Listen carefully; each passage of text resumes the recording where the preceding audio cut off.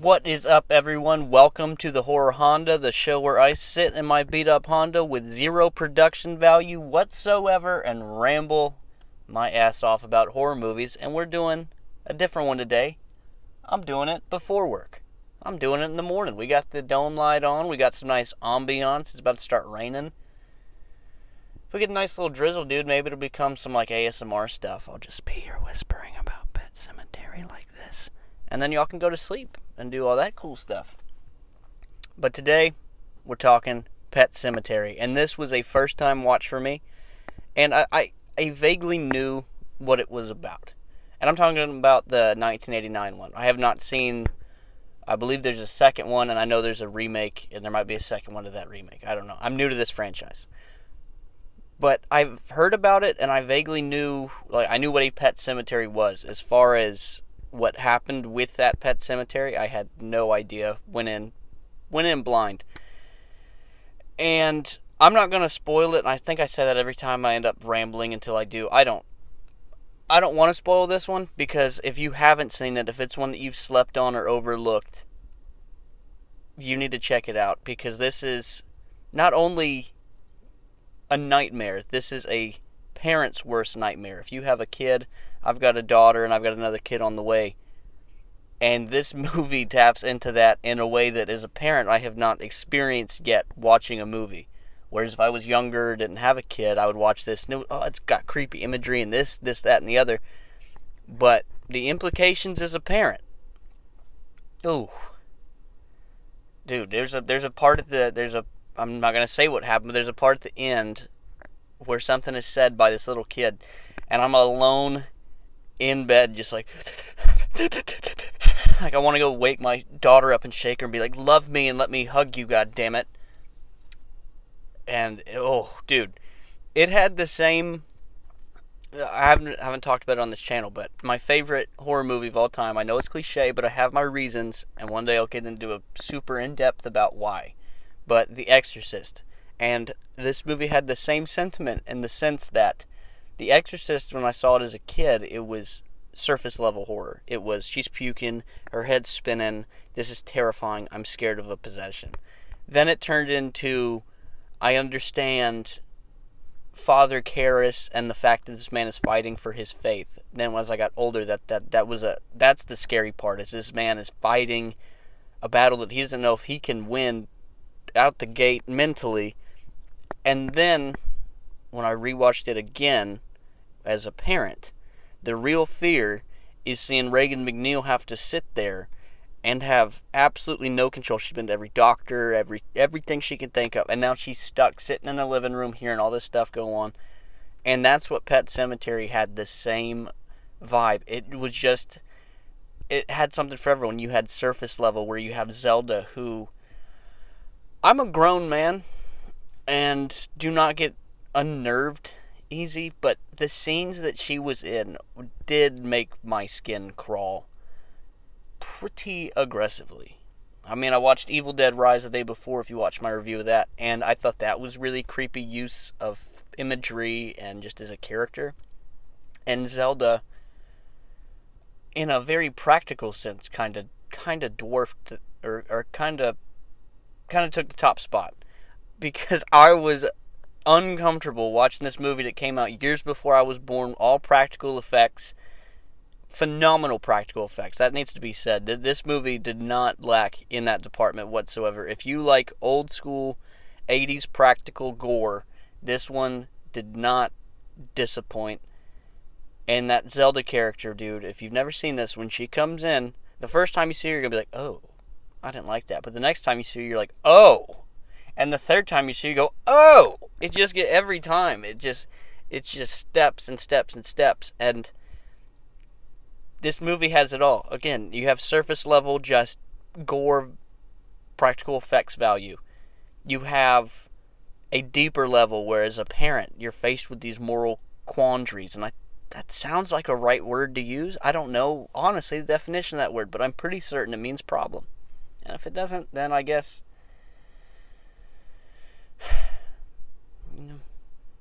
that's what I meant. I'm going to say that quandary is a problem, dude. That's what I'm saying. Shout out Miss Collier, my English teacher, 11th grade. She probably would Probably know the answer to that. But this movie has it all. You got surface level. I just sounded like fucking Stefan from Saturday Night Live. This movie has it all. It's got rotting corpses. It's got aggressive children. It's got hauntings. It's got the guy that was in the Monsters. That'd be my whole. I would watch that if Stefan from SNL just reviewed horror movies. But dude, Pet Semetary. This is one that slipped through the cracks of the 80s. I'm surprised. Like I said, I've heard the title, and anyone I've heard talk about it says good things. But when you look at, Nightmares or Fridays or Halloweens or things that, when people talk 80s, that's their mainstays, that's their top. Then you got people that go into a little more The Thing or Christine or Alien, stuff like that.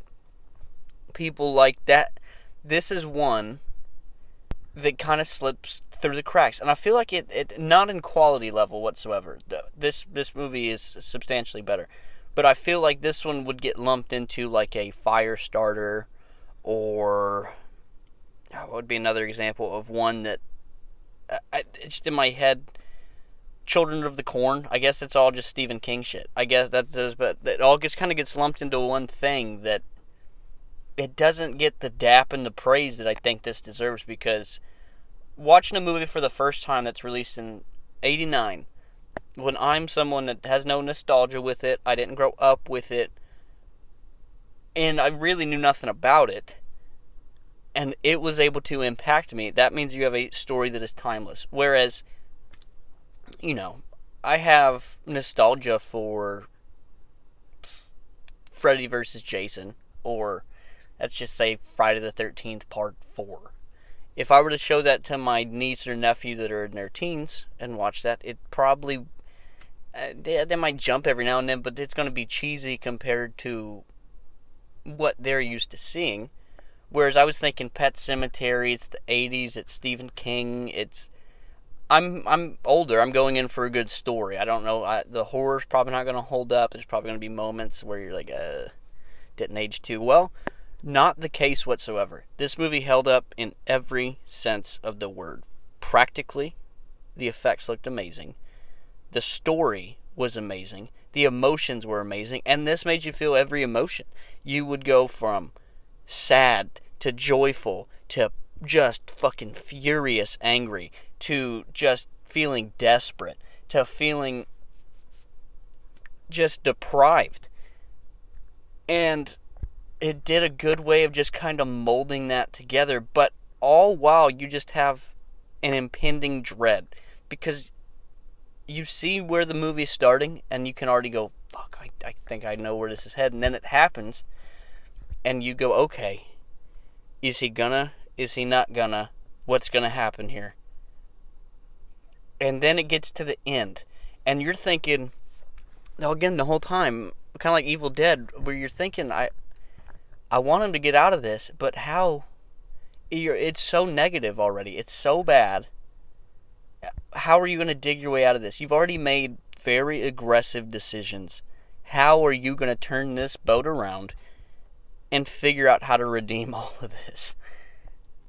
And by the time you get to the end, the twist, I don't even know if you call it a twist, because the whole movie builds just right up to it. It slaps you in the face with it. By the time the movie ends, I felt like I needed a fucking shower, and that I'm not a kid, but I wanted to put Ed, Edd n Eddy back on again. After a horror movie, I was like, oh shit, I'm going to bed. I need to put on something funny so I don't have fucking nightmares tonight. That's how it felt when this movie ended, where I was like, oh no,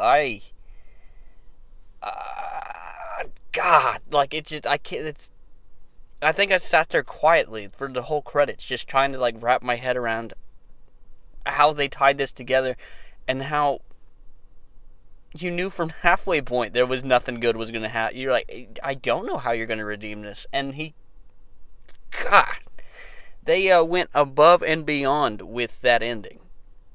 And if you haven't seen it, I'm telling you, you may have heard about it. You may look and go, Stephen King, or you may go, the 80s. Blow all that out the way, dude. put this on. It's timeless. It's got anything you could want. You can have your fun little gore. You can have your deep philosophical questions. You can have just pure emotion. Put this movie on.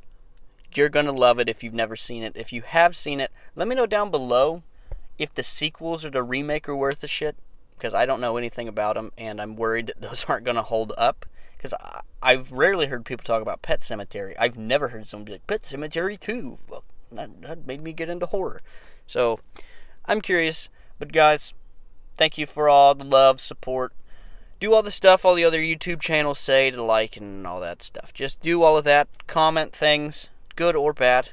Whatever. I'm pretty thick-skinned. I'm not going to cry. I might. If I do, I'll record it. We can all watch it, and maybe I'll get famous that way. I'll get my 15 minutes of fame crying in my Honda in an apartment complex because someone said that I'm a loser. But that's okay. It is what it is. Guys, thank you all for everything. Let me know again in the comments. Should I give a shit about these other sequels if you've seen them? Because I don't feel like I should. Y'all are the best. Peace.